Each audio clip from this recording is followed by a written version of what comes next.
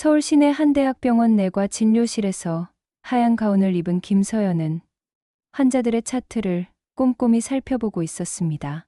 45살의 나이에도 불구하고 그녀의 눈빛은 여전히 예리했고 손놀림은 정확했죠. 오늘도 어김없이 20명 가까운 환자들을 진료하며 하루를 보냈습니다. 선생님, 수고하셨습니다. 간호사 김미영이 정중하게 인사를 건넸습니다. 서연은 고개를 들어 미소를 지었습니다. 오늘도 고생 많았어요. 내일 또 봐요. 진료실 문이 닫히고 나서야 서연은 깊은 한숨을 내쉬었습니다. 벽에 걸린 시계는 오후 6시를 가리키고 있었어요. 또 하루가 지나갔습니다. 의사로서의 삶은 충실했지만 집에 돌아가면 맞아줄 사람도 없는 텅 빈 공간만이 기다리고 있을 뿐이었죠. 8년 전 37의 나이에 이혼을 결심했을 때만 해도 이렇게 오랜 시간이 흐를 줄은 몰랐습니다. 6년간의 결혼 생활은 그녀에게 너무나 큰 상처를 남겼어요. 특히 시어머니와의 관계는 회복 불가능할 정도로 악화되었었습니다. 서연은 책상 서랍 깊숙이 숨겨둔 작은 사진 한 장을 꺼내 보았습니다.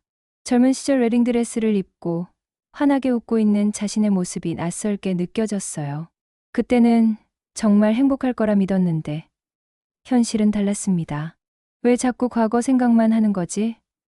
서연은 스스로에게 중얼거렸습니다. 의대를 졸업하고 전공의 과정을 거쳐 전문의가 되기까지 그녀는 끊임없이 노력했습니다. 결혼 생활 중에도 이혼 후에도 자신의 길을 포기하지 않았어요. 환자들은 그녀를 믿고 따랐고 동료들도 인정해 주었습니다. 하지만 개인적인 삶에서는 여전히 그 시절의 상처가 아물지 않은 채로 남아 있었습니다. 새로운 사람을 만나려 해도 마음의 문을 열기가 쉽지 않았어요. 혹시라도 또다시 상처받을까봐, 또다시 누군가에게 실망하게 될까봐 두려웠습니다. 핸드폰에서 문자 알림음이 울렸습니다. 대학 동창인 정미경에게서 온 메시지였어요. 서연아, 내일 저녁에 시간 있으면 같이 저녁 먹자. 할 얘기가 있어.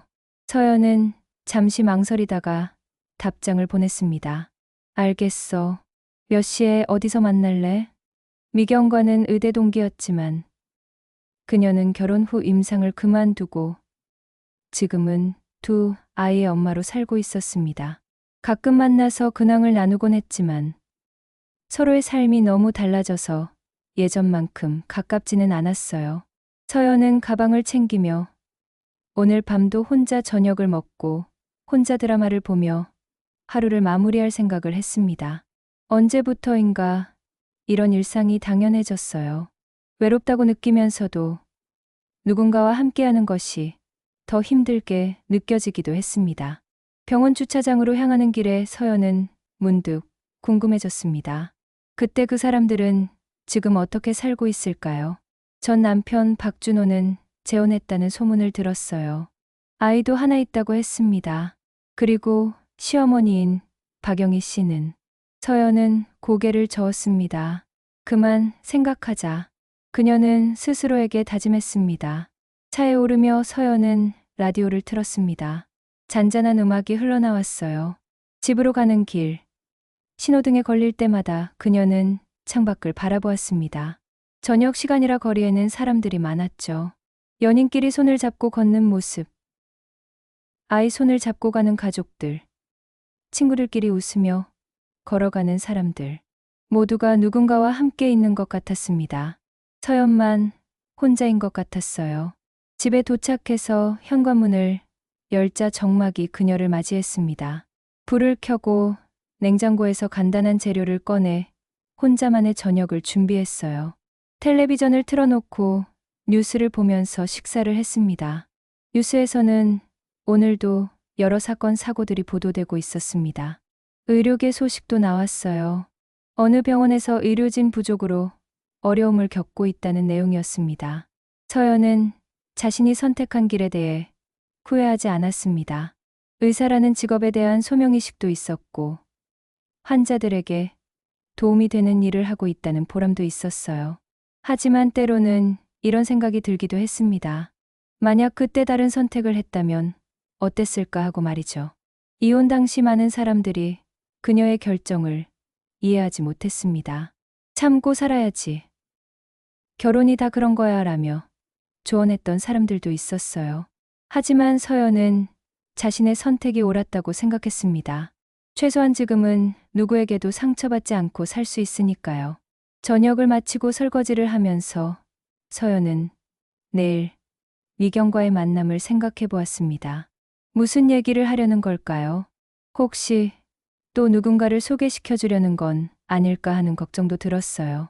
샤워를 하고 침대에 누우니 하루의 피로가 몰려왔습니다. 서연은 천장을 바라보며 내일도 똑같은 하루가 될 거라고 생각했어요. 환자들을 만나고 진료하고 집에 돌아와서 혼자 시간을 보내는 일상 말입니다. 그런데 그날 밤 서연은 이상한 꿈을 꾸었습니다. 젊은 시절 처음 시어머니를 만났던 날의 꿈이었어요. 그때는 서로 어색하면서도 예의를 지키려 노력했던 기억이 났습니다. 언제부터 그렇게 틀어졌던 걸까요? 다음 날 아침 서연은 평소보다 일찍 눈을 떴습니다. 꿈의 여운이 남아 있었어요. 오랫동안 잊고 지냈던 기억들이 다시 떠오르기 시작했습니다. 하지만 그녀는 이내 정신을 차리고 출근 준비를 했습니다. 병원에 도착해서도 어쩐지 마음이 편하지 않았어요. 뭔가 큰 변화가 일어날 것만 같은 예감이 들었습니다. 서연은 이런 자신의 감정을 이해할 수 없었어요. 그냥 컨디션이 좀 안 좋은 건가 싶어서 대수롭지 않게 여겼습니다. 하지만 운명이라는 것은 예고 없이 찾아오는 법입니다. 서연이 알지 못하는 사이에 그녀의 평온했던 일상에 큰 파장을 일으킬 만남이 바로 코앞에 다가와 있었습니다. 오전 진료가 한창이던 화요일, 서연은 평소와 다름없이 환자들을 진료하고 있었습니다. 혈압 환자, 당뇨 환자, 정기 검진을 받으러 온 사람들. 익숙한 일상이었죠. 다음 분 들어오세요. 서연이 인터폰으로 말했습니다. 문이 열리고 간호사와 함께 한 분이 들어왔어요. 서연은 차트를 보며 말했습니다. 박영희 환자분이시죠? 어디가 불편하셔서.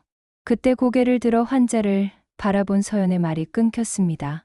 시간이 정지된 듯 했어요. 여든이 가까워진 나이에도 여전히 고든 자세를 유지하고 있는 그 사람. 8년 전 마지막으로 본 그 얼굴이 서연의 눈앞에 있었습니다. 어머니. 서연의 입에서 작은 소리가 새어나왔습니다. 박영희도 서연을 알아보았습니다. 하지만 그녀의 표정은 싸늘했어요. 의사 선생님이시군요. 어색한 침묵이 흘렀습니다. 간호사는 무슨 일인지 모르겠다는 듯 사람을 번갈아 보았어요. 서연이 먼저 정신을 차렸습니다. 간호사님, 잠시 나가 계셔도 될까요? 간호사가 나가고 나서 진료실에는 두 사람만 남았습니다. 서연은 애써 침착함을 유지하려 했어요. 어디가 아프셔서 오셨나요? 가슴이 답답하고 숨이 차서 왔습니다. 박영희 목소리는 여전히 차갑했어요. 서연은 전문의로서의 자세를 취하려 애썼습니다. 언제부터 그런 증상이 있으셨나요? 며칠 전부터요. 계단 오를 때 특히 심합니다. 다른 병원에서 치료받고 계신 질환이 있으신가요? 복용 중인 약이 있으시면. 박영희는 잠시 망설이더니 가방에서 약봉지를 꺼냈습니다. 혈압이 약하고 당뇨약 먹고 있어요. 서연이 약을 확인하고 있을 때 박영희가 말했습니다. 참 잘 되셨네요. 의사가 되셔서. 그 말 속에는 여러 감정이 담겨 있었어요. 서연은 고개를 들어 시어머니를 바라보았습니다. 감사합니다. 준호 얘기 들으셨겠지만 재혼했어요. 아이도 하나 있고요. 서연의 가슴이 묵직해졌습니다. 알고 있었던 사실이지만 직접 듣는 것은 달랐어요. 잘 됐네요. 그 아이 엄마는 참 착해요. 저한테도 잘하고 아이도 잘 키우고. 박영희의 말에는 가시가 있었습니다. 예전에 며느리였던 서연에 대한 원망이 섞여 있었어요. 서연은 청진기를 들었습니다. 검사를 해보겠습니다. 심장 소리를 들으면서 서연은 복잡한 감정에 휩싸였습니다. 이렇게 가까이서 시어머니를 만나게 될 줄이야. 8년이라는 시간이 흘렀지만 여전히 서로에게는 상처가 남아 있었어요. 심전도 하고 흉부 엑스레이 찍어보겠습니다. 혈액 검사도 해야겠고요. 그렇게 하세요. 박영희가 일어서려 할 때 서연이 말했습니다. 어머니, 다른 의사 선생님께 진료받으시는 게 좋을 것 같은데요. 박영희가 돌아보았습니다. 왜요? 실력이 부족하세요? 그런 게 아니라, 그럼 괜찮잖아요. 의사와 환자로만 만나는 거니까. 서연은 더 이상 말하지 못했습니다. 박영희는 문을 열고 나가면서 말했어요. 검사 결과 나오면 알려주세요. 문이 닫히고 나서 서연은 책상에 주저앉았습니다. 손이 떨렸어요. 이렇게 갑작스러운 만남을 예상하지 못했습니다. 오전 내내 서연은 집중하기 어려웠어요. 다른 환자들을 진료하면서도 자꾸 박영희 생각이 났습니다. 그동안 어떻게 지냈을까? 건강은 괜찮을까? 준호와 새며느리는 어떨까? 점심시간이 되어서야 서연은 조금 안정을 찾았습니다. 동료 의사인 김준석이 다가왔어요. 서연아, 오늘 좀 이상하네. 무슨 일 있어? 아니야. 괜찮아. 얼굴이 안 괜찮은데 환자 때문에 스트레스 받았어? 서연은 고개를 저었습니다. 그냥 컨디션이 좀 안 좋아. 오후에 박영희의 검사 결과가 나왔습니다. 심전도는 정상이었고 흉부 엑스레이도 특별한 이상이 없었어요. 혈액 검사에서 콜레스테롤 수치가 조금 높은 것 외에는 큰 문제가 없었습니다. 서연은 결과를 보면서 안도했습니다. 다행히 심각한 질환은 아니었어요. 스트레스나 갱년기 증상일 가능성이 높았습니다. 박영희가 오후 진료 시간에 다시 왔습니다. 검사 결과를 설명해 드리고 처방전을 작성해야 했어요. 검사 결과 큰 문제는 없으십니다. 다만 콜레스테롤 수치가 조금 높으니까 식이요법을 하셔야겠어요. 그럼 가슴 답답한 건 뭐 때문이에요? 스트레스나 갱년기 증상일 가능성이 높습니다. 무리하지 마시고 충분히 쉬세요. 박영희는 서연을 바라보았습니다. 선생님도 몸 관리 잘하세요. 혼자 사니까 더 챙겨야 할 텐데. 그 말이 서연의 가슴을 찔렀습니다. 걱정하는 것 같으면서도 어딘지 쓸쓸함을 느끼게 하는 말이었어요. 감사합니다. 이렇게 만난 것도 인연인데. 박영희가 잠시 망설이더니 말했습니다. 시간 되실 때 차 한잔 하실래요? 서연은 놀랐습니다. 예상치 못한 제안이었어요. 저는 거절하실 거면 괜찮습니다. 그냥 한번 물어본 거예요. 서연은 잠시 고민했습니다. 이렇게 만난 것도 어떤 의미가 있을지도 모르겠어요. 언제가 좋으실까요? 박영희의 표정이 조금 밝아졌습니다. 내일 오후에 시간 되세요? 네, 가능합니다. 그럼 병원 근처 카페에서 뵐까요? 약속을 정하고 박영희가 나간 후 서연은 자신이 한 결정이 옳은 건지 확신이 서지 않았습니다. 8년 만에 다시 만나게 된 시어머니와 차를 마신다는 것이 어떤 결과를 가져올지 알 수 없었어요. 퇴근 후 집에 돌아온 서연은 미경에게 전화를 걸었습니다. 미경아, 나 오늘 큰일 났어. 왜? 무슨 일이야? 시어머니를 만났어. 병원에서. 전화 너머로 미경이 놀라는 소리가 들렸습니다. 정말. 어떻게? 서연은 오늘 있었던 일을 자세히 얘기했어요. 미경은 조심스럽게 물었습니다. 내일 정말 만날 거야? 약속했으니까 가야지. 근데 정말 모르겠어. 왜 갑자기 차를 마시자고 했을까? 아마 할 얘기가 있는 거 아닐까? 8년 만에 만났으니까. 서연은 한숨을 쉬었습니다. 두렵기도 하고 궁금하기도 하고 그날 밤 서연은 잠을 이루기 어려웠습니다. 내일 박영희와 무슨 얘기를 나누게 될지, 과거의 일들이 다시 수면 위로 떠오를지 그런 생각들이 머릿속을 맴돌았어요. 8년이라는 세월이 흘렀지만 여전히 풀리지 않은 매듭이 남아 있었습니다. 내일의 만남이 그 매듭을 풀어줄 수 있을까요? 아니면 더욱 복잡하게 만들까요?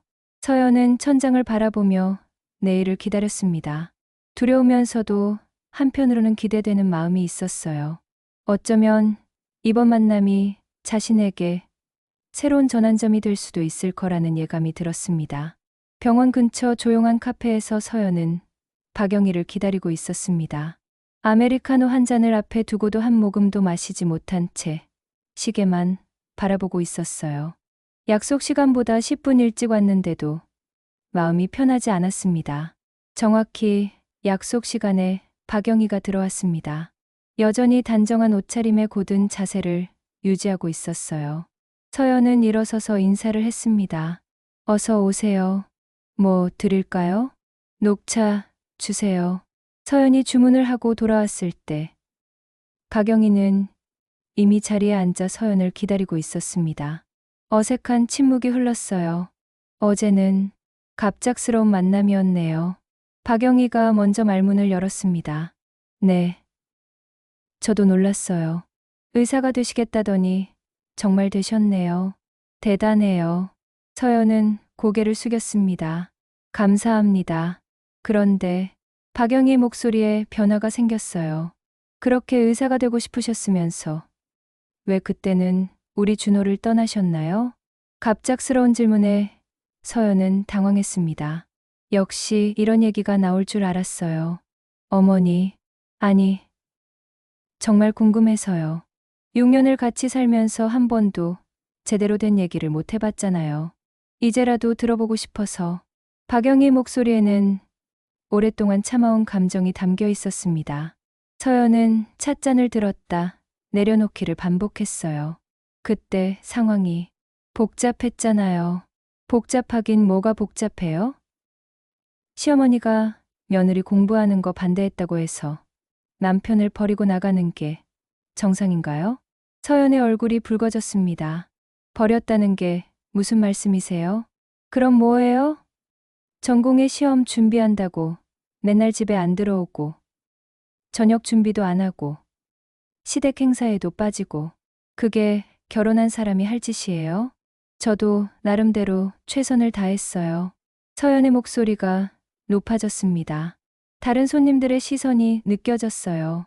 박영희는 차를 한 모금 마시고 말했습니다. 최선이 그거였어요? 시어머니 말은 한 번도 안 들으면서 들었어요. 하지만 제 꿈도 있었잖아요. 의사가 되고 싶었어요. 꿈이라. 박영희가 냉소적으로 웃었습니다. 여자가 시집 와서 무슨 꿈이에요. 남편 뒷바라지하고 아이 낳아서 키우는 게 여자의 본분이지. 지금이 몇 년도인데 그런 말씀을 하세요? 아무리 세상이 바뀌어도 가족은 가족이에요. 준호가 얼마나 힘들어했는데. 서연의 가슴이 터질 것 같았습니다. 8년 전 그 모든 감정들이 다시 살아났어요. 준호 오빠가 힘들어했다고요? 그럼 저는 안 힘들었을 것 같아요. 당신이 뭐가 힘들었어요? 하고 싶은 거 다 하면서. 하고 싶은 거 다 했다고요? 서연의 목소리가 떨렸습니다. 어머니가 해달라는 건 다 했어요. 새벽에 일어나서 밥하고 빨래하고 청소하고 그러면서도 공부하려고 밤새우고. 그럼 뭐 대단한 일 했다는 거예요? 대단한 일이에요. 전공의 시험이 얼마나 어려운데 그것도 집안일 다 하면서 준비하기가 얼마나 힘든데. 박영희가 찻잔을 탁 하고 내려놓았습니다. 힘들면 포기하지 그랬어요. 남편이 더 중요한 거 아니에요? 왜 저만 포기해야 해요? 준호 오빠는 왜 저를 도와주려고 하지 않았어요? 남자가 집안일을 왜 해요? 밖에서 돈 벌어오는 것도 힘든데. 서연은 답답함을 느꼈습니다. 8년이 지났는데도 박영희의 생각은 전혀 바뀌지 않았어요. 어머니, 지금은 21세기예요. 남녀가 평등한 시대라고요. 평등이 뭐예요? 여자는 여자답게, 남자는 남자답게 살아야 하는 거예요. 그래야 가정이 화목하지. 그런 생각 때문에 저희가 헤어진 거잖아요. 박영희의 눈빛이 차갑게 변했습니다. 당신이 고집을 부렸기 때문이지. 조금만 참았으면 됐을 텐데 참는다고 해결될 문제가 아니었어요. 어머니는 저를 며느리가 아니라 그냥 집안일 하는 사람으로만 봤잖아요. 그런 게 아니에요. 그럼 뭐예요? 제가 의대 나왔다는 걸 한 번이라도 인정해 주신 적 있어요? 제 꿈을 지지해 주신 적 있어요? 박영희는 잠시 말이 없었습니다. 그리고 나서 한숨을 쉬며 말했어요. 지지해 주고 싶었어요. 하지만 가정이 먼저잖아요. 가정이요? 서연이 웃었습니다. 어머니가 말하는 가정이 뭔데요? 저는 그 집에서 가족이 된 적이 한 번도 없어요. 그냥 남의 집에서 눈치만 보며 살았어요. 과장하지 마세요. 과장이 아니에요. 제가 감기 걸려서 아플 때도 밥은 해야 했고, 명절 때 친정 가는 것도 눈치 봐야 했고, 그게 가정이에요? 박영희의 표정이 굳어졌습니다. 모든 며느리가 그렇게 사는 거예요. 당신만 특별한 게 아니라고. 그래서 견딜 수 없었던 거예요. 저도 사람이에요. 제 인생이 있어요. 인생이라 참 거창하네요. 서연은 더 이상 참을 수 없었습니다. 어머니, 정말 그렇게 생각하세요? 제가 그때 얼마나 외롭고 힘들었는지 모르세요? 외로웠다면 마음을 열지 그랬어요. 맨날 얼굴 찡그리고 살면서 마음을 열려? 서연의 목소리가 높아졌습니다. 어머니가 언제 제 마음을 받아주셨어요? 제가 하는 말은 다 핀잔이고 잔소리였잖아요. 그건 인정하세요. 어머니는 저를 싫어했어요. 처음부터 끝까지. 박영희가 입술을 꾹 가물었습니다. 서연은 계속 말했어요. 제가 준호 오빠와 결혼한 게 마음에 안 들었던 거죠? 의대생이라서 자존심 세다고 생각하셨고, 집안일보다 공부가 우선이라서 마음에 안 들었던 거죠? 아니에요. 그럼 뭐예요? 왜 저한테만 그렇게 차갑게 대하셨어요? 박영희가 한참 동안 말이 없다가 중얼거렸습니다.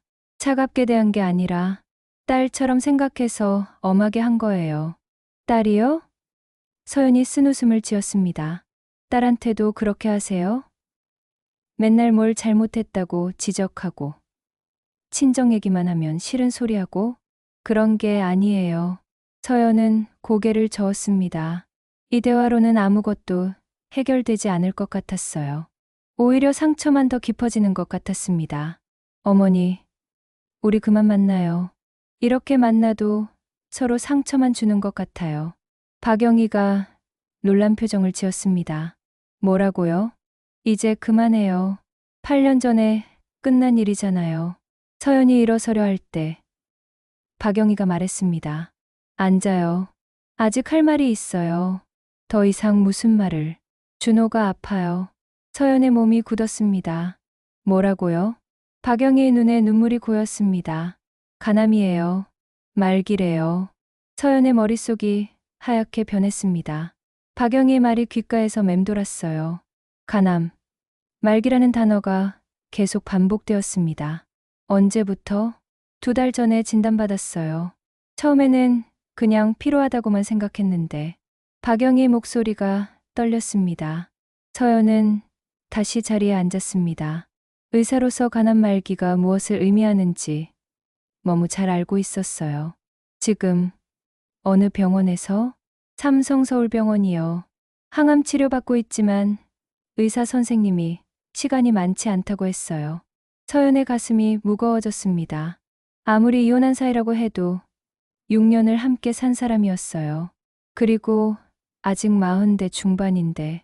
그래서 저한테 이런 얘기를 하시는 거예요? 박영희가 고개를 끄덕였습니다. 마지막에라도 보고 싶어 해요. 당신을, 저를요? 준호가 그래요.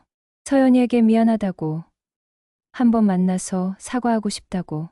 서연은 복잡한 감정에 휩싸였습니다.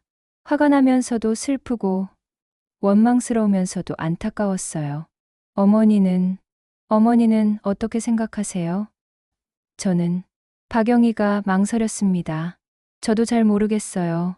그냥 아들이 원하니까. 정말 그뿐인가요? 박영희가 한참 동안 말이 없다가 조용히 말했습니다. 미안해요. 서연이 눈을 크게 떴습니다. 뭐라고 하셨어요? 미안하다고 했어요. 그때 너무 심했나 봐요. 예상치 못한 사과에 서연은 당황했습니다. 8년 동안 듣고 싶었던 말이었는데 막상 들으니 마음이 편하지 않았어요. 어머니, 아들이 아프다고 하니까 생각해보게 되더라고요. 그때 내가 너무했나 싶어서 서연의 눈에 눈물이 맺혔습니다. 저도 잘못한 게 많아요. 아니에요. 당신 잘못이 아니야. 내가 너무 고집스럽게 굴었어. 두 사람은 잠시 말없이 앉아 있었습니다. 8년 만에 처음으로 마음이 통하는 것 같았어요. 준호를 만나보실래요? 서연은 고민했습니다. 만나는 것이 옳은 일일까요? 이미 새로운 가정을 꾸린 사람인데 자신이 끼어드는 것이 맞을까요? 새 부인은 뭐라고 해요? 수진이요? 수진이는 좋은 아이예요. 이해할 거야. 그때 서연의 핸드폰이 울렸습니다. 변호사 사무소에서 온 전화였어요. 여보세요? 서연 씨? 저는 김대호 변호사입니다. 뵙고 싶은 일이 있는데 시간 내주실 수 있을까요? 무슨 일인지 전화로 말씀드리기 어려운 내용입니다. 내일 오후에 사무실로 오실 수 있으세요? 서연은 이해했습니다. 변호사가 자신을 찾을 이유가 없었어요. 알겠습니다. 주소 알려주세요. 전화를 끊고 나서 박영희가 물었습니다. 무슨 일이에요? 변호사에게서 온 전화인데 만나자고 하네요. 무슨 일인지 모르겠어요. 박영희의 표정이 어두워졌습니다. 혹시 뭔가요? 아니에요. 그냥. 하지만 박영희는 뭔가 알고 있는 것 같았어요. 서연은 이상함을 느꼈습니다. 어머니, 혹시 아시는 게 있으세요? 아니에요. 정말. 카페를 나서면서 박영희가 말했습니다. 준호 만나는 것 좀 생각해 보세요. 시간이 많지 않아요. 집에 돌아온 서연은 하루 종일 일어난 일들을 정리하려고 애썼습니다. 박영희의 사과, 준호의 병, 그리고 변호사의 전화까지. 다음 날 오후 서연은 강남에 있는 법률사무소를 찾아갔습니다. 김대호 변호사는 50대 초반의 날카로운 인상을 가진 남자였어요. 앉으세요. 차 한 잔 드릴까요? 아니요. 괜찮습니다. 무슨 일인지 궁금해서요. 김 변호사는 서류를 꺼내며 말했습니다. 박준호 씨와 관련된 일입니다. 서연의 표정이 굳어졌습니다. 준호와요? 네. 위자료 관련해서 상담받고 싶다고 하시더군요. 위자료요? 저희는 이미 이혼한 지 8년이 됐는데요. 그게 문제입니다. 당시 이혼 과정에서 위자료를 제대로 책정하지 않았죠. 서연은 당황했습니다. 그때 서로 합의하고 끝낸 일인데요. 하지만 박준호 씨 측에서는 생각이 다른 것 같습니다. 특히 부동산 분할 부분에서 불만이 있다고 하더군요. 무슨 소리예요? 그때 집은 준호가 다 가져갔잖아요. 김 변호사가 다른 서류를 꺼냈습니다. 이게 문제입니다. 당시 집 명의가 부분적으로 서연 씨 앞으로도 되어 있었는데 이를 제대로 정리하지 않았어요. 서연은 기억을 더듬어 보았습니다. 결혼 당시 준호의 부모님이 집을 사주셨는데 명의를 부부 공동으로 했었던 것 같아요. 그래서 어쩌자는 건가요? 재산 분할을 다시 하자는 겁니다. 그리고 그동안의 손해에 대한 배상도 요구하고 있고요. 손해라뇨? 집값이 많이 올랐거든요. 8년 사이에 2배 이상. 그 차익에 대한 부분을 문제 삼고 있습니다. 서연은 어이가 없었습니다. 지금 준호가 아프다면서 무슨 소리예요? 아, 그걸 아시는군요. 네. 박준호 씨가 투병 중이시죠. 그래서 더 급하게 처리하고 싶어 하시는 것 같아요. 이상해요. 준호는 그런 사람이 아닌데. 김 변호사가 명함을 건넸습니다. 상대방 변호사입니다. 이미 소송 준비에 들어갔다고 하네요. 서연은 명함을 받아들고는 놀랐습니다. 유명한 대형 로펌 소속 변호사였어요. 제가 뭘 해야 하나요? 우선 변호사를 구하셔야죠. 혼자서는 대응하기 어려울 겁니다. 사무실을 나온 서연은 멍한 상태였습니다. 갑자기 왜 이런 일이 생긴 건지 이해할 수 없었어요. 더욱이 준호가 아픈 상황에서 이런 소송을 준비한다는 것이 믿어지지 않았습니다. 집에 돌아와서 서연은 곧바로 박영희에게 전화를 걸었습니다. 어머니, 오늘 변호사를 만나고 왔어요. 아시고 계셨죠? 박영희는 한참 동안 말이 없었습니다. 어머니, 미안해요. 말하고 싶었는데 준호가 말리더라고요. 왜 이런 일을 하는 거예요? 준호가 정말 그런 사람이었나요? 서연아, 이건 준호 뜻이 아니야.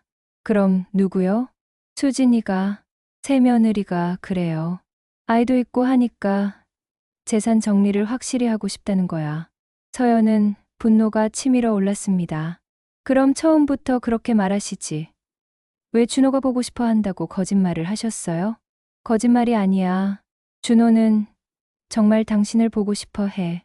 하지만 수진이가 이제 됐어요. 더 이상 듣고 싶지 않아요. 서연은 전화를 끊었습니다. 8년 만에 다시 시작된 관계가 이렇게 끝나는 것이 허무했어요. 그날 밤 서연은 변호사를 찾아야 한다는 생각에 잠들기 어려웠습니다. 조용히 살고 싶었는데 왜 이런 일이 생기는 걸까요? 일주일 후 서연은 추천받은 변호사 사무소에 앉아 있었습니다. 이혜진 변호사는 30대 후반의 차분하면서도 예리한 인상을 가진 여성이었어요. 서류를 다 검토해 봤는데요. 상황이 복잡하네요. 이 변호사가 말했습니다. 어떤 면에서요? 상대방이 요구하는 금액이 상당해요. 현재 시세로 따지면 2억 원 가까이 됩니다. 서연은 한숨을 쉬었습니다. 제가 그런 돈이 어디 있어요. 그런데 이상한 점이 있어요. 박준호 씨 본인이 직접 나서지 않고 부인 쪽에서 주도하고 있다는 점이에요. 무슨 뜻이에요?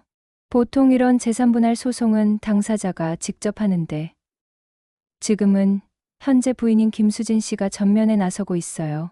법적으로는 문제없지만 서연은 박영희가 했던 말을 떠올렸습니다. 새며느리가 재산 정리를 원한다는 말 말이에요. 혹시 제가 직접 준호를 만나볼 수는 없을까요? 이 변호사가 고개를 저었습니다. 권하지 않아요. 지금은 소송 상대방이니까 섣불리 접촉하면 불리할 수 있어요. 그때 서연의 핸드폰이 울렸습니다. 모르는 번호였어요. 여보세요? 서연 씨? 저는 김수진입니다. 서연이 놀라서 이 변호사를 바라보았습니다. 준호의 현재 부인이 직접 전화를 한 것이었어요. 네. 안녕하세요. 만나서 얘기하고 싶은데 시간 내주실 수 있을까요? 오늘 저녁에. 서연은 이 변호사와 눈을 마주쳤습니다. 변호사는 고개를 저으며 만류하는 신호를 보냈어요. 지금은 좀 어려울 것 같은데요. 부탁드려요. 중요한 얘기가 있어요. 소송과는 별개로요. 서연은 고민했습니다. 호기심이 생겼어요. 알겠습니다. 어디서 만날까요? 약속을 정하고 전화를 끊자 이 변호사가 걱정스러운 표정을 지었습니다. 위험할 수 있어요. 녹음기라도 가져가세요. 괜찮을 거예요. 그냥 무슨 얘기인지 듣고만 올게요. 저녁 시간.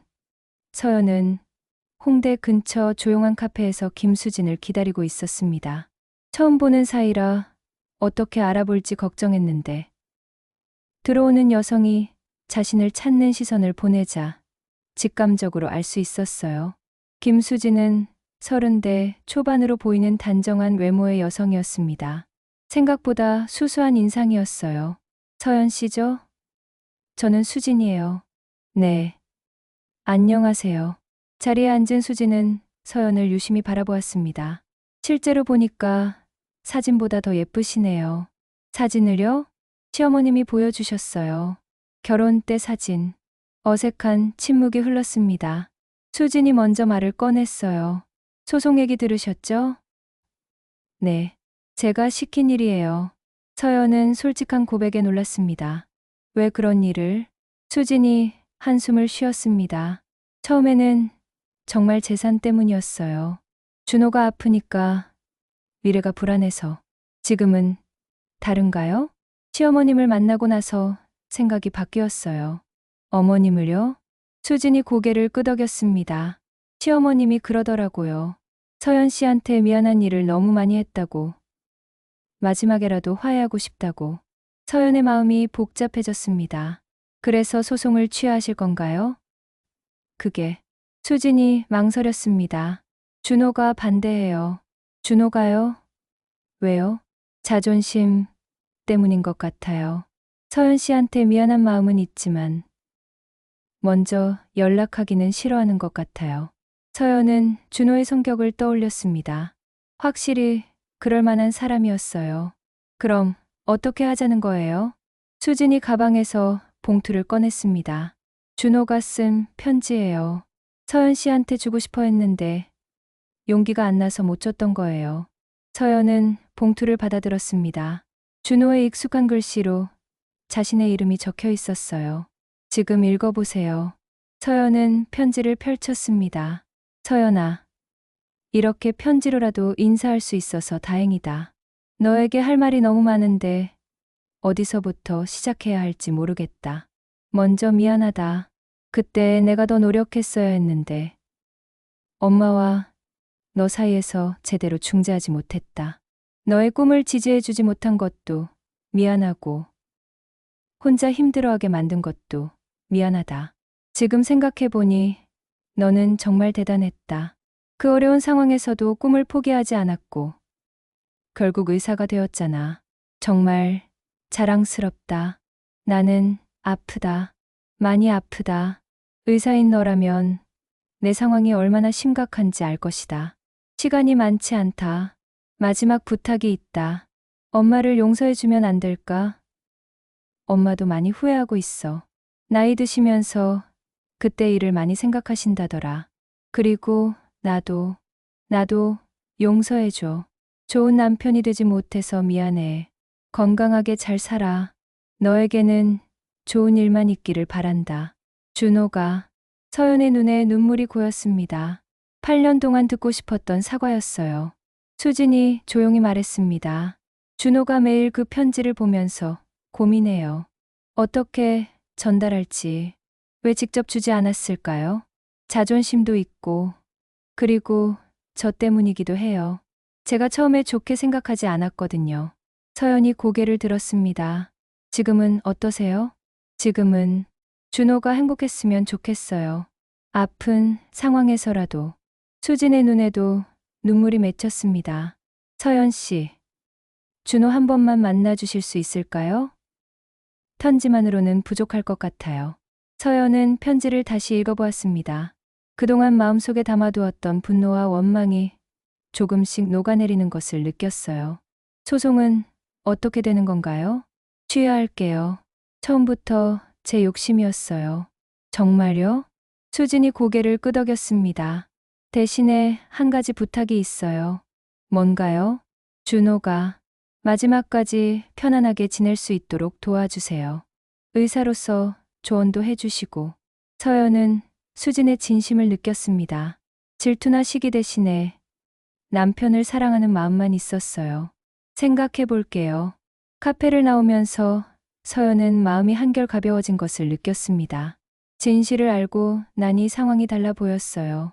집에 돌아와서 서연은 편지를 다시 읽었습니다. 준호의 마음이 전해졌어요. 그리고 박영희의 변화도 이해할 수 있었습니다. 이제 결정해야 할 시간이었습니다. 과거를 정리하고 진정한 화해의 길로 나아갈 것인지, 아니면 계속 상처를 안고 살 것인지. 서연은 핸드폰을 들고 박영희의 번호를 눌렀습니다. 어머니, 저예요. 서연아, 준호, 오빠, 만나보고 싶어요. 전화 너머로 박영희의 안도하는 소리가 들렸습니다. 삼성서울병원 입원실 문 앞에서 서연은 한참 동안 망설이고 있었습니다. 손에 들린 과일 바구니가 무겁게 느껴졌어요. 8년 만에 준호를 다시 만나게 되는 순간이었습니다. 박영희가 옆에서 조용히 말했습니다. 준비됐어요? 서연이 깊게 숨을 들이마셨습니다. 네. 문을 열고 들어가자 창가 침대에 누워있는 준호가 보였습니다. 많이 야위었어요. 한때 건장했던 체격은 온데간데 없고 창백한 얼굴에 깊게 패인 볼이 세월의 무게를 말해주고 있었습니다. 준호가 서연을 보자 눈을 크게 떴습니다. 서연아, 안녕하세요. 서연의 목소리가 떨렸어요. 정말 와줬구나. 침대 곁 의자에 앉으며 서연은 준호의 변한 모습에 마음이 아팠습니다. 의사로서 그의 상태가 얼마나 심각한지 한눈에 알 수 있었어요. 편지 받았어요. 준호가 미안한 표정을 지었습니다. 수진이가 전해줬구나. 직접 주고 싶었는데 용기가 안 나더라. 괜찮아요. 박영희가 조용히 말했습니다. 내가 잠깐 나갈게. 천천히 얘기해. 어머니가 나가고 나서 둘만 남았습니다. 어색한 침묵이 흘렀어요. 준호가 먼저 입을 열었습니다. 많이 변했네. 더 예뻐진 것 같아. 오빠도 많이 변했어요. 나쁘게 변했지. 준호가 쓸쓸하게 웃었습니다. 이 병 때문에 서연은 의사로서의 관점에서 물어보고 싶은 것들이 많았지만 지금은 그냥 옛 친구로 대화하고 싶었어요. 아이가 있다면서요? 응. 5살 된 딸이야. 지유라고 해. 정말 예쁘거든. 준호의 얼굴에 잠시 밝은 표정이 스쳤습니다. 수진 씨, 좋은 분 같아요. 응. 나보다 훨씬 좋은 사람이야. 내가 아픈데도 한 번도 짜증내지 않고 정말 고마워하고 있어. 서연은 며칠 전 수진과의 만남을 떠올렸습니다. 정말 진심으로 준호를 사랑하고 있다는 것을 느꼈어요. 준호야, 서연이 조심스럽게 말했습니다. 그때 일, 나도 미안해. 뭐가 미안해? 잘못한 건 나인데. 아니야. 나도 이해하려고 노력하지 않았어. 너무 고집만 부렸나 봐. 준호가 고개를 저었습니다. 아니야. 너는 정말 최선을 다했어. 내가 못났던 거지. 둘 다 서툴렀던 것 같아. 너무 어렸고 그때 내가 엄마 편만 들었던 거 정말 미안해. 너의 입장도 생각했어야 했는데. 서연의 눈에 눈물이 고였습니다. 이제 됐어. 다 지난 일이야.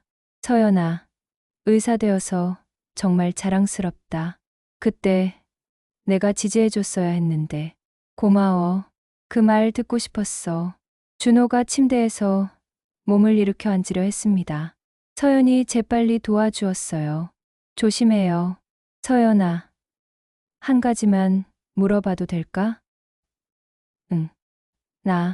나랑 결혼했던 거 후회해? 서연은 잠시 생각해 보았습니다. 후회는 안 해. 그때가 없었다면 지금의 내가 없었을 거야. 정말이야. 힘들었지만 그 시간들이 나를 더 강하게 만들어줬어. 준호의 표정이 조금 밝아졌습니다. 그럼 다행이다. 오빠는 나랑 결혼했던 거 후회해? 한 번도 후회한 적 없어. 다만 더 잘해주지 못한 게 아쉬워. 서연이 준호의 손을 잡았습니다. 이제 그만 미안해하자. 우리 둘 다. 응. 그때 문이 열리고 작은 아이가 뛰어들어왔습니다. 아빠. 수진이 뒤따라 들어오며 말했습니다. 지유야, 조용히 해. 아빠가 아프시잖아. 아이가 서연을 보고는 호기심 어린 눈으로 바라보았어요. 안녕하세요. 지유야. 나는 서연 이모예요. 안녕하세요. 지유가 밝게 인사했습니다. 수진이 서연에게 고개를 숙여 인사했어요. 와주셔서 고맙습니다. 아니에요. 제가 더 고마워요. 준호가 딸을 무릎에 앉히며 말했습니다. 지유야, 이 이모는 아빠의 옛날 친구셔. 친구요? 여자친구요? 아이의 순진한 질문에 모든 사람들이 웃음을 터뜨렸어요. 수진이 딸을 달래며 말했습니다. 지유야, 그런 말 하는 거 아니야. 괜찮아요. 서연이 웃으며 말했습니다. 맞아. 지유야, 아주 오래전의 친구였어. 그때 박영희가 차를 들고 들어왔습니다. 모두들 차 한잔하세요. 가족들이 모여 앉아 차를 마시며 담소를 나누는 모습이 평화로웠어요. 서연은 이런 순간이 올 줄 몰랐습니다. 지우가 서연에게 다가와서 물었습니다. 이모, 의사예요? 응, 맞아. 어떻게 알았지?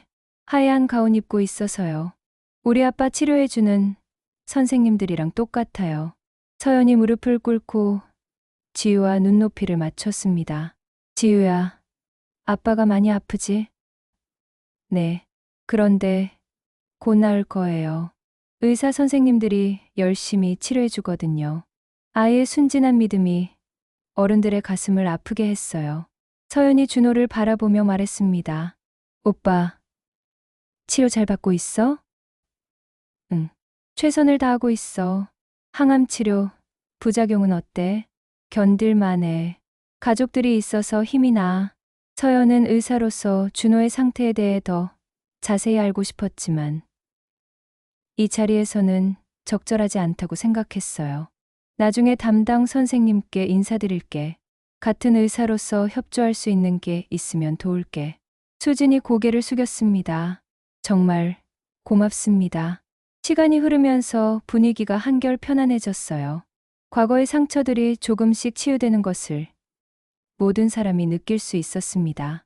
준호가 말했습니다. 서연아, 정말 고마워. 와줘서. 나도 고마워. 이렇게 만날 수 있어서. 박영희가 서연의 손을 잡았습니다. 우리 딸, 정말 고마워. 딸이라고 하시니까 이상해요. 서연이 웃으며 말했습니다. 한때는 내 딸이었잖아. 비록 짧았지만 서연의 마음이 따뜻해졌습니다. 8년 만에 처음으로 이 가족의 일원이었던 시간들이 소중하게 느껴졌어요. 저녁 시간이 되어서 서연이 일어났습니다. 이제 가볼게요. 벌써요? 지우가 아쉬워했습니다. 또 올게. 지우야, 정말요? 약속해요. 서연이 새끼손가락을 내밀었습니다. 약속. 지우와 새끼손가락을 걸고 약속한 후 서연은 모든 사람들과 인사를 나눴어요. 병원을 나오면서 박영희가 말했습니다. 정말 고마워요. 준호가 얼마나 기뻐했는지 몰라요. 저도 마음이 편해졌어요, 어머니. 이제 정말 가족 같네요. 이상한 가족이지만 서연이 웃었습니다. 특별한 가족이죠. 집에 돌아온 서연은 오늘 있었던 일들을 되새겨 보았습니다. 마음속 깊이 묻어두었던 상처들이 조금씩 아물어가는 것을 느꼈어요. 그리고 새로운 다짐을 했습니다. 준호의 남은 시간이 행복할 수 있도록 자신이 할 수 있는 일들을 찾아보기로 했어요. 서연은 준호의 담당 의사인 이민호 교수를 만나기 위해 삼성서울병원을 다시 찾았습니다. 같은 의료진으로서 준호의 치료에 대해 상의하고 싶었어요. 박준호 환자 차트를 검토해 봤는데 현재 상태가 이 교수가 말을 이었습니다. 솔직히 말씀드리면 좋지 않습니다. 서연의 표정이 어두워졌습니다. 얼마나 남았을까요? 길어야 3달 정도로 보입니다. 전이가 광범위해서 서연은 의사로서 현실을 받아들여야 했지만 한편으로는 마음이 무거웠어요. 환자 본인은 알고 있나요? 대략적으로는 알고 계신 것 같아요. 하지만 구체적인 시간은 말씀드리지 않았습니다. 가족들은요? 부인께는 말씀드렸어요. 어머님께도. 서연은 수진과 박영희의 심정을 헤아려 보았습니다. 얼마나 힘들까 싶었어요. 제가 도울 수 있는 일이 있을까요? 이 교수가 서연을 바라보았습니다. 사실 환자분이 계속 물어보세요. 서연 선생님 연락처를. 저를요? 네. 의학적인 질문들을 하고 싶어 하시더라고요. 같은 의사인 서연 선생님께 서연은 준호의 마음을 이해할 수 있었습니다. 가족들에게는 걱정을 끼치기 싫어서 물어보지 못하는 것들이 있을 거예요. 연락드려도 괜찮습니다. 병원을 나온 서연은 곧바로 준호에게 전화를 걸었습니다. 오빠, 나 서연이야. 서연아, 어떡해. 담당 선생님 만나고 왔어. 궁금한 거 있으면 언제든지 연락해. 정말 고마워. 그날부터 준호와 서연은 자주 연락을 주고받았습니다. 처음에는 병에 대한 의학적인 질문들이 줄을 이뤘지만 점점 일상적인 대화로 바뀌어 갔어요. 서연아, 오늘 지우가 그림을 그렸는데 너한테 보여주고 싶다는구나. 정말 뭘 그렸는데? 우리 가족 그림인데 너도 같이 그려 넣었어. 서연의 마음이 따뜻해졌습니다. 고마운 아이네. 이번 주말에 시간 되면 집에 놀러 오지 않을래? 수진이가 직접 초대하고 싶다는데. 서연은 잠시 망설였습니다. 준호의 집을 방문한다는 것이 적절한 일일까 싶었어요. 괜찮을까? 물론이지. 우리 모두 원해. 토요일 오후 서연은 준호 가족이 살고 있는 아파트를 찾아갔습니다. 수진이 현관에서 반갑게 맞이해 주었어요. 어서 오세요. 지우가 계속 기다렸어요. 지우야. 서연이 들어가자마자 지우가 달려와서 안겼습니다. 이모, 그림 봐요. 지우가 자신이 그린 그림을 자랑스럽게 보여주었어요. 가족 그림에는 아빠, 엄마, 지우, 그리고 할머니와 함께 서연도 그려져 있었습니다. 모든 사람이 손을 잡고 웃고 있는 모습이었어요. 와, 정말 예쁘게 그렸네. 서연이 감탄했습니다.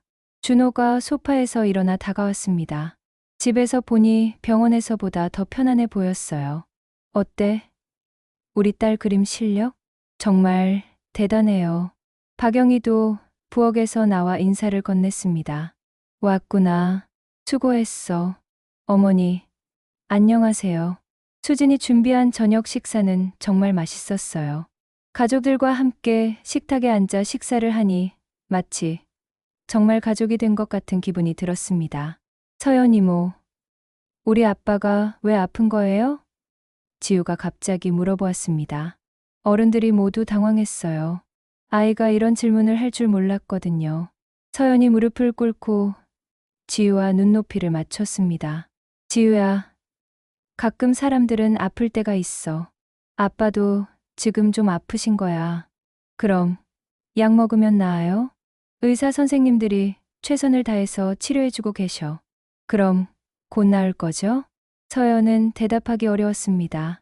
준호와 수진이 걱정스러운 눈빛으로 바라보고 있었어요. 지우야, 아빠가 아프더라도 지우를 정말 많이 사랑한다는 거 알지? 네. 그럼 그걸로 충분해. 사랑이 가장 중요한 거야. 지우가 고개를 끄덕이며 아빠에게 달려가서 안겼습니다. 아빠, 사랑해요. 준호가 딸을 꼭 안으며 눈물을 참으려 애썼어요. 저녁 식사 후에 어른들은 거실에서 차를 마시며 이야기를 나눴습니다. 지우는 자기 방에서 놀고 있었어요. 수진이 조심스럽게 말했습니다. 서연 씨, 부탁이 있어요. 뭔가요? 나중에 준호가 힘들어할 때 지우를 돌봐주실 수 있을까요? 서연이 놀라서 수진을 바라보았습니다. 저를요? 지우가 서연 씨를 정말 좋아해요. 그리고 준호도 서연 씨라면 안심할 것 같아요. 준호가 말했습니다. 부담 갖지 마. 수진이가 그런 말을 했지만 아니에요. 서연이 말을 끊었습니다. 기꺼이 도와드릴게요. 박영희가 서연의 손을 잡았습니다. 고마워. 정말 고마워. 가족이잖아요. 서연이 미소를 지으며 말했습니다. 그때 지우가 방에서 뛰어나왔습니다. 모두 뭐 하고 있어요? 어른들 얘기하고 있었어. 준호가 딸을 무릎에 앉혔습니다. 저도 껴주세요. 모든 사람들이 웃음을 터뜨렸어요. 시간이 흐르면서 서연은 이 가족과 더욱 가까워졌습니다. 주말마다 찾아가서 시간을 보내고 준호의 병원 치료에도 관심을 갖고 도왔어요. 어느 날 저녁 준호에게서 전화가 왔습니다. 서연아, 고마워. 뭐가? 이렇게 우리 가족이 되어줘서. 서연의 마음이 뭉클했습니다. 나도 고마워. 다시 가족이 될 수 있어서. 서연아. 응. 만약에 만약에 내가 없어도 우리 가족들 잘 부탁해. 그런 소리 하지 마. 아니야.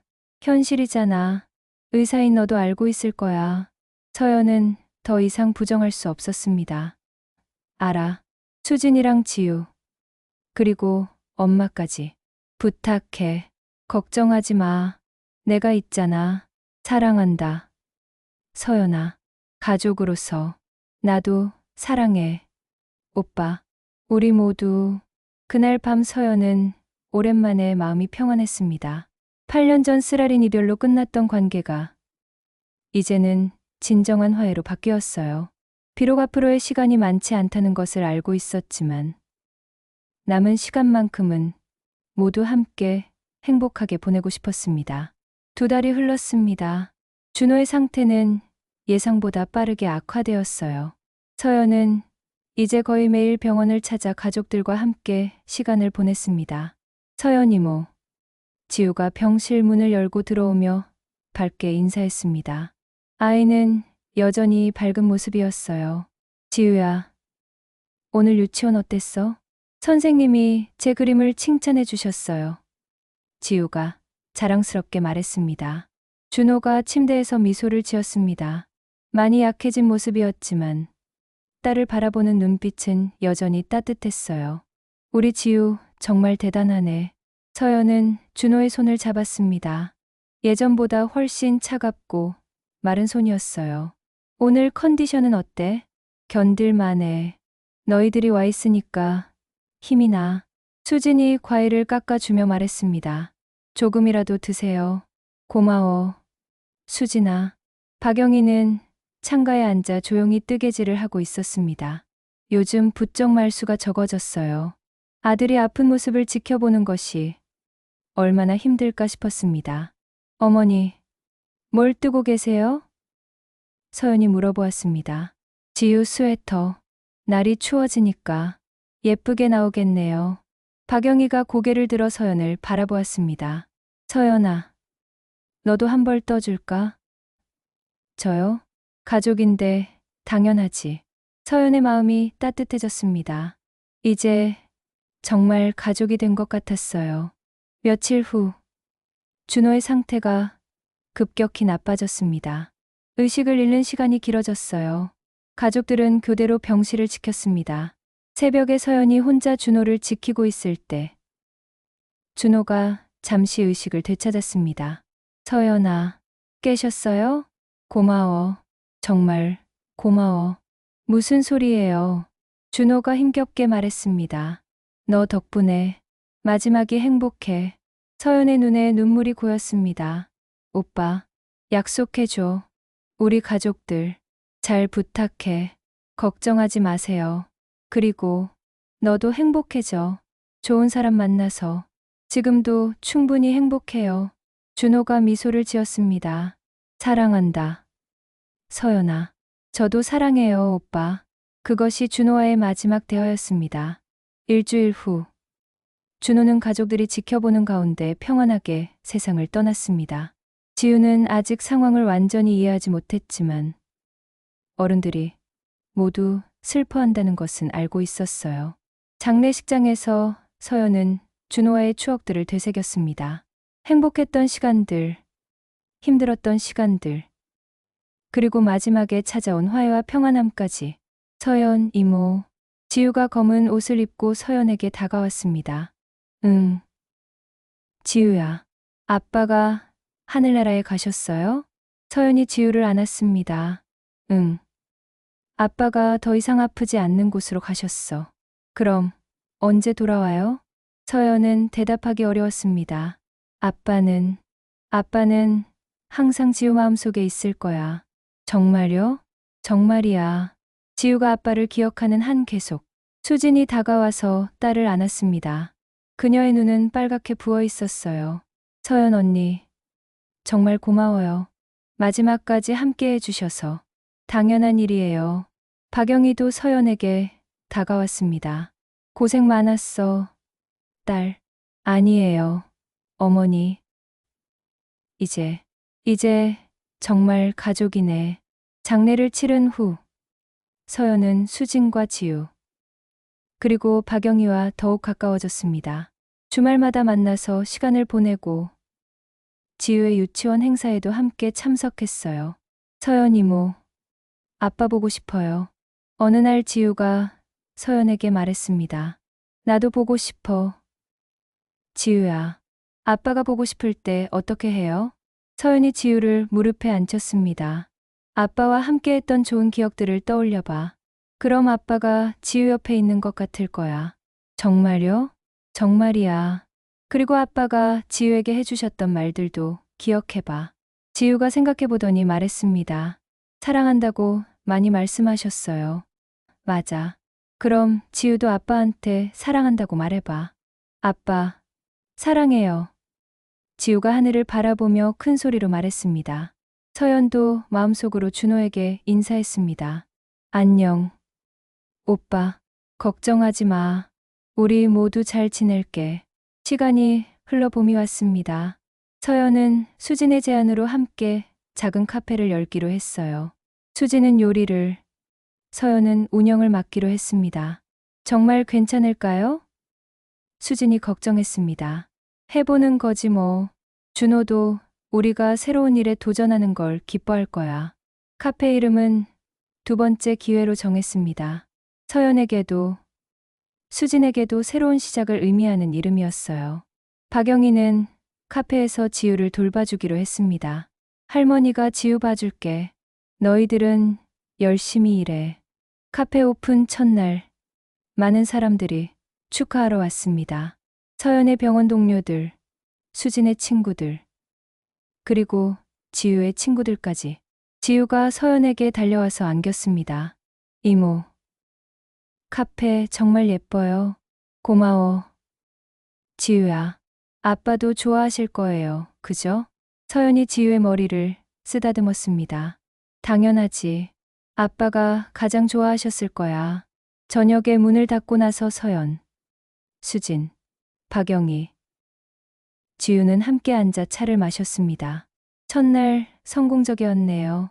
수진이 만족스러워했습니다. 앞으로도 잘 될 거야. 박영희가 격려했습니다. 서연은 이 특별한 가족을 바라보며 마음이 벅찼습니다. 8년 전 아픈 이별로 끝났던 관계가 이제는 새로운 형태의 아름다운 가족으로 다시 태어났어요. 우리 정말 이상한 가족이죠? 서연이 웃으며 말했습니다. 이상한 게 아니라 특별한 거지. 수진이 대답했습니다. 맞아요. 특별한 가족. 지우도 따라 말했습니다. 박영희가 모든 사람의 손을 잡았습니다. 가족이면 됐지 뭐. 형태가 중요한 게 아니야.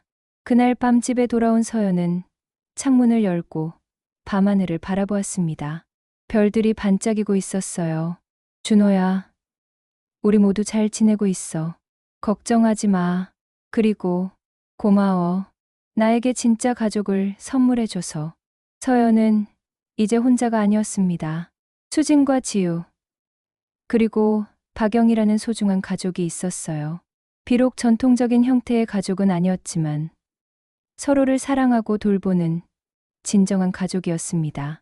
새로운 출발을 시작한 서연에게는 밝은 미래가 기다리고 있었습니다. 과거의 상처는 치유되었고 용서와 화해를 통해 더욱 성숙한 사람이 되었어요. 그리고 무엇보다 사랑하는 사람들과 함께 만들어가는 새로운 이야기가 시작되었습니다. 그것이 서연에게 주어진 진정한 두 번째 기회였습니다.